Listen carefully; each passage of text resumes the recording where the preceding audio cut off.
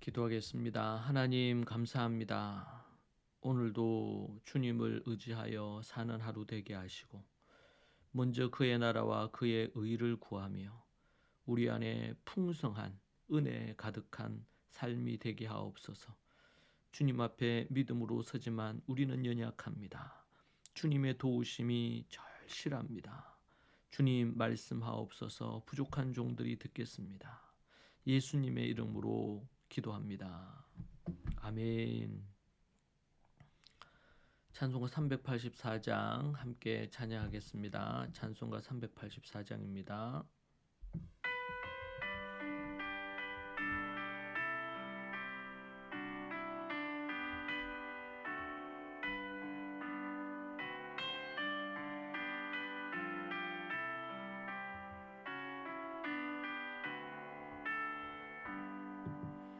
나의 갈 길 다가도록 예수 인도하시니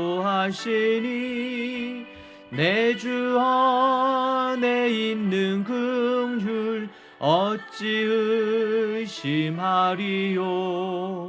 믿음으로 사는 자는 하늘 위로 받겠네. 무슨 일을 만나든지 만사 형통하리라. 무슨 일을 만나든지 만사 형통하리라.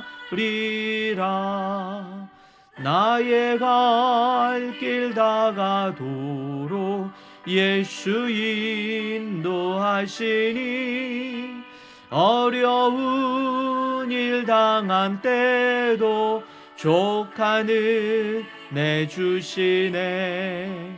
나는 심히 고단하고 영혼 매우 가라나 나의 앞에 반석에서 샘물 나게 하시네. 나의 앞에 반석에서 샘물 나게 하시네.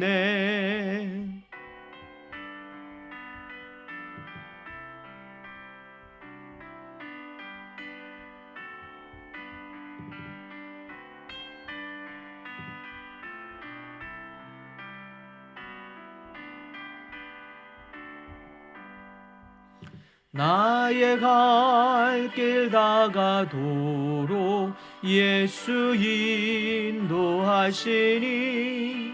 그의 사랑 어찌 큰지 말로 할 수 없도다. 성령 감화 받은 영혼 하늘 날아갈 때에 영영 부를 나의 찬송 예수 인도하셨네. 영영 부를 나의 찬송 예수 인도하셨네.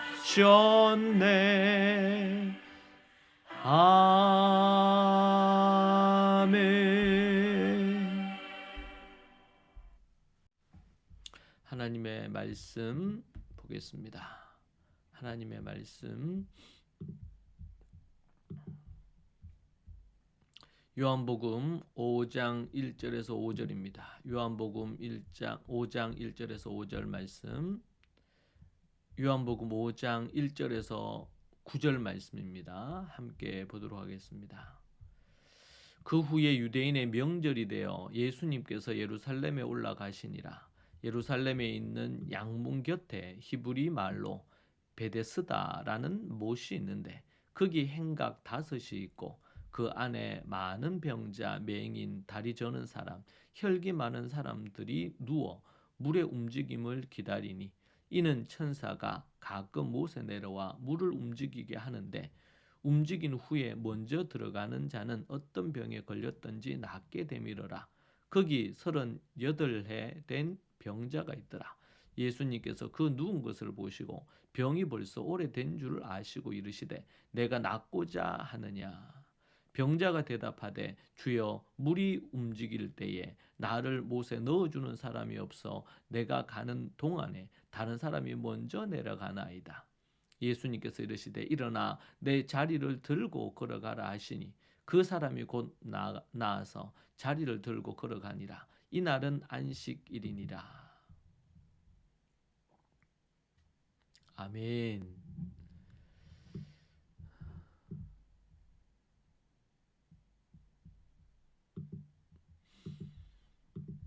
사랑하는 우리 성도 여러분, 오늘 우리는 베데스다 연못에서 38년 된 병자를 치유하신 예수님의 이야기를 묵상하게 됩니다. 절망의 웅덩이에 빠져 있던 병자를 일으키시고 새로운 삶을 주신 예수님의 생명의 이 손길은 오늘 우리에게도 동일하게 임합니다.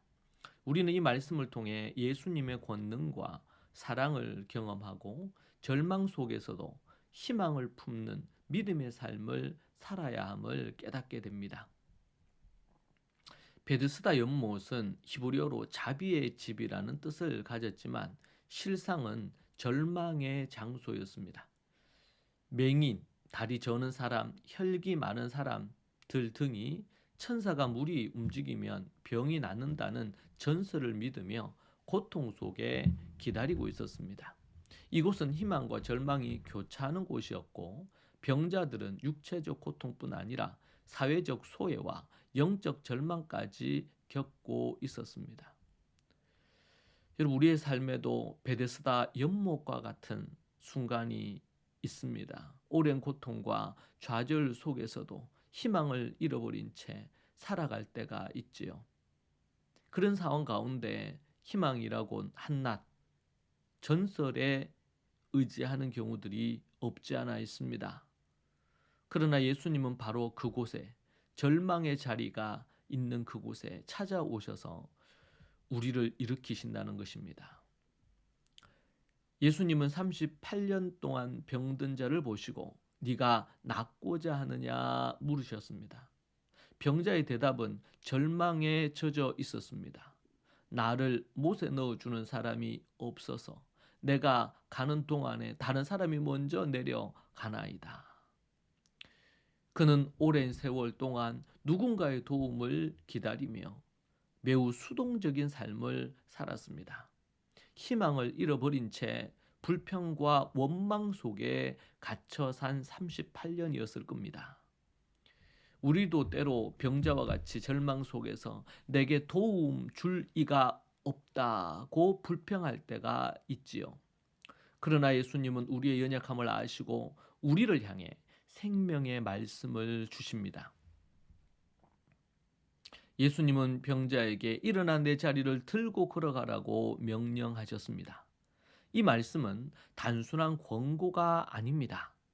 창조적 권능을 가진 하나님의 말씀입니다. 예수님의 말씀은 병자의 몸과 마음에 새로운 생명을 불어넣었고 그는 즉시 일어나 걸어갈 수 있었습니다. 이스라엘 문화에서 일어나다는 새로운 삶의 시작을 의미했습니다. 예수님의 말씀은 오늘 우리에게도 동일하게 임합니다. 어떤 절망 속에서도 주님은 우리를 향해 일어나 걸어가라고 말씀하실 수 있는 분이고 그 말씀이 그대로 이루어질 수 있는 분입니다.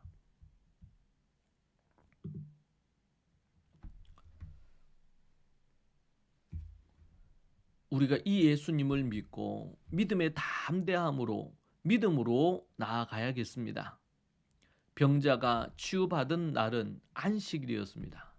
이는 예수님의 치유 사역이 유대 사회에 율법 논쟁을 불러일으킬 것임을 암시해 주고 있습니다.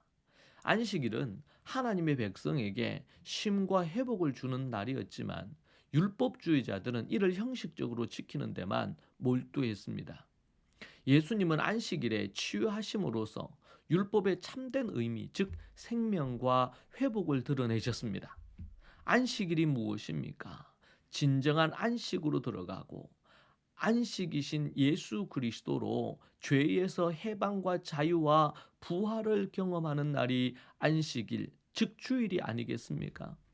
그런데 저들은 그러한 것들을 망각한 채 낡은 틀과 율법주의에 빠져서 그날 무엇을 하느냐 마느냐, 심지어 병든 자를 고치고 치유하는 것조차 의료 행위로 여겨서 안식일을 범한 것이라고 정죄하고 욕하고 그렇게 판단했지요. 예수님은 그것을 과감하게 정면으로 부딪히며 그 문제에 대해서 다루십니다.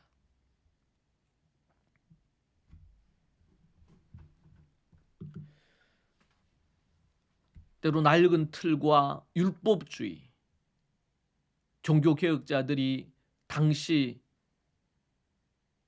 면죄부를 판매하고 교회를 더럽히며 성전에서 장사하는 것을 넘어서서 채찍을 들고 예수님이 그렇게 하실 일에 100배 이상 타락한 시대 속에 예수님은 저들과 정면으로 부딪히십니다. 율법주의자들과 권력의 기득권자들과 전통과 싸우시는 것입니다. 사랑하는 성도 여러분, 예수님은 절망의 웅덩이에 있는 우리를 찾아오셔서 생명의 손길을 일으키십니다. 38년 된 병자를 치유하시고 치료하시고 일어나 걸어가라는 그 말씀 한마디로 문제를 해결하십니다. 우리는 예수님의 권능을 믿고 절망 속에서도 희망을 품으며 새로운 삶을 살아가야 합니다.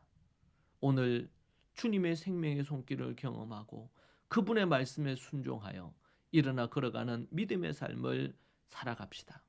예수님 안에서 새로운 소망과 생명을 누리며 하나님 나라를 위해 헌신하는 여러분 모두가 되기를 소망합니다. 기도하겠습니다. 전능하신 하나님, 절망의 웅덩이에서 우리를 일으키시고 치료하시고 치유하시는 그 주님을 의지하며 나아갑니다. 베데스다 연못에 병자를 치유하신 것처럼 주님, 오늘 우리의 삶의 모든 질병과 모든 마음의 병과 영적인 문제들을 주님 치료하시고 회복시키시옵소서. 아버지 하나님의 은혜와 능력이 아니고서는 불가능합니다. 주님 도와주시옵소서. 주님의 말씀에 순종하며 나아가오니 일어나 걸어가라 하시는 그 말씀이 이루어지는 기적을 경험하기 원합니다. 아버지 하나님 함께 하옵소서. 예수 그리스도의 존귀하신 이름으로 기도합니다. 아멘. 이 시간 오늘 말씀을 붙들고 함께 기도하십시다. 주님께서 하나님의 놀라운 일을 이루어 주시기를 갈망하며 기도합시다. 기도하겠습니다. 주여 하나님 아버지, 주님 도와주십시오. 아버지 하나님 인도하여 주옵소서. 왜곡되고 잘못되고 헛된 모든 것들이 아버지 하나님 깨어지게 하시고 부서지게 하옵소서. 주님 도와주옵소서.